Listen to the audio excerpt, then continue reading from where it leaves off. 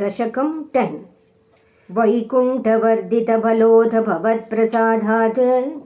अम्भोजयोनिरसृजत् किल जीवदेहान् स्तास्नूनि भूरुगमयानि तथा तिरश्च जातेर्मनुष्यनिवहानपि देवभेदान्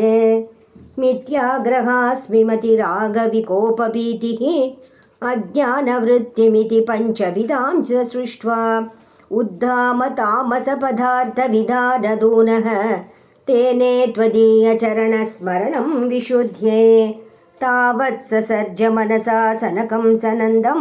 भूयः सनातनमुनिं च सनत्कुमारं ते सृष्टिकर्मणि तु तेन नियुज्यमानाः त्वत्पादभक्तिरसिका जगृहुर्नवाणीं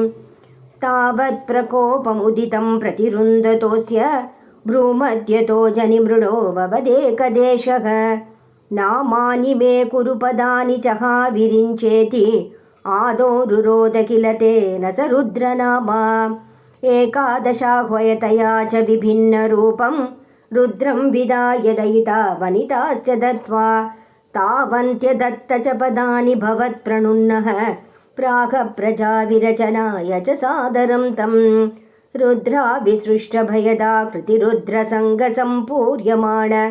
भुवनत्रयभीतचेताः मा प्रजासृजतपश्चरमङ्गलायेति आचष्टतं कमलभूर्भवदीरितात्मा तस्यादसर्गरसिकस्य मरीचिरत्रिः तत्राङ्गिराकृतमुनिः पुलकः पुलस्त्यः अङ्गादजायत भृगुश्च वसिष्ठदक्षौ श्रीनारदश्च भगवान् भवदङ्घ्रिदासः धर्मादिकानपि सृजन्नत कर्दमं च वाणीं विदाय विधिरङ्गजसङ्कुलोऽभूत् त्वद्बोधितैः सनकदक्षमुखैस्तनूजैः उद्बोधितश्च विररामतमो विमुञ्चन् वेदान् पुराणनिवहानपि सर्वविद्याः कुर्वन्निजाननगणा चतुराननोऽसौ पुत्रेषु तेषु विनिधाय ससर्गवृद्धिम् अप्राप्नुवंस्तव पदाम्बुजम् आश्रितोऽभूत्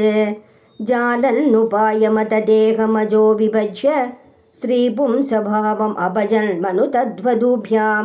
ताभ्यां च मानुषकुलानि विवर्धयंस्त्वं गोविन्दमारुतपुरेश निरुन्धिरोगान् सर्वत्र गोविन्दनाम संकीर्तनं गोविन्द गोविन्द।